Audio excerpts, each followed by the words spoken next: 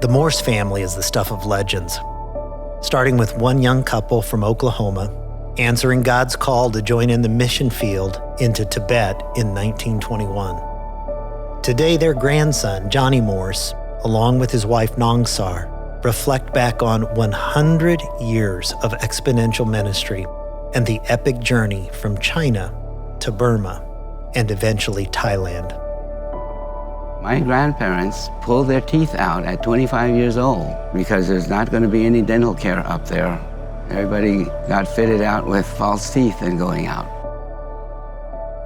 So my dad was born over in Tibet, 1923, and pretty much grew up speaking Tibetan and Chinese, and then later Lisu. And all his teen years, he was over there. And World War II breaks out. There's the Japanese invasion of China. The communists are on the move. The U.S. War Department asked the mission if they could help. In that course of crossing the mountains and looking for downed aircraft and all, my dad would routinely share the gospel in every village he was in. In fact, my wife's people, Nongsar's people, the Rawang, heard the gospel that way. My dad comes back to the States, meets my mom at Cincinnati Bible College. They get married and come back out to China just as the communists are taking over. My grandfather then gets arrested, tortured, the whole 9 yards, 15 months, off the radar. Nobody knows whatever happened to him. The same people that arrested him now come after my dad and mom in their village. So that's how my dad and mom escaped to Burma with a missionary nurse, Dorothy Sterling.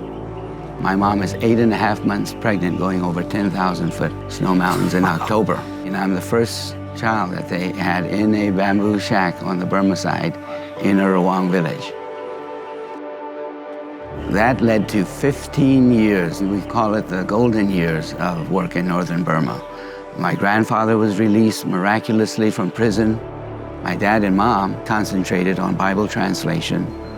My dad worked every day with native informants, and before he passed away, the Rawang language now has the New Testament and Old Testament. A huge growing work emerged at the tail end of 1965. We were the last missionaries to be kicked out of Burma. We were way up in the north. 1962, the military launched a coup and democracy was suppressed. When all the Christians heard that their missionaries are now being kicked out, 2 days into our trek through the jungles, families just walked out of the jungle and joined us on the trail. Over 4,000 people. And that really was like an exodus. So that started that 7-year trek, 7-year wilderness experience in the jungles. That supporting churches didn't know where we were, U.S. government didn't know where we were, and yet God provided. And in the 40 years that we've been placed here, we have been instrumental in establishing 150 churches in 150 villages. We're impacting over 500,000 people up in these hills, but actually baptized Christians, I would say, placed at about 50,000. On the Burma side, China side, if you tallied all that, over 1 million people have been impacted. And if that doesn't energize you, what does? The baton is not only being passed on, but it'll go on for generations. They have taken it into their lives now. It's part of their DNA.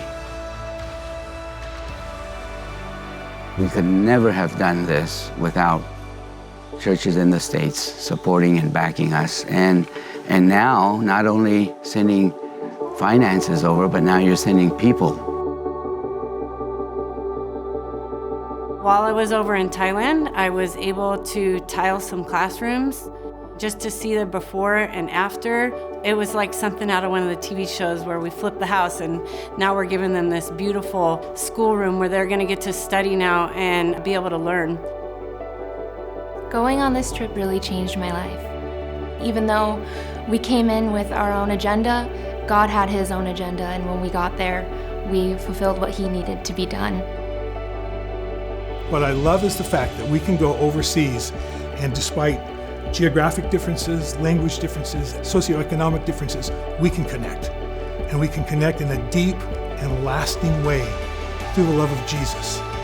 There can't be anything better or more fulfilling in being part of a team than being able to be part of something that makes such a difference in people's lives, including our own.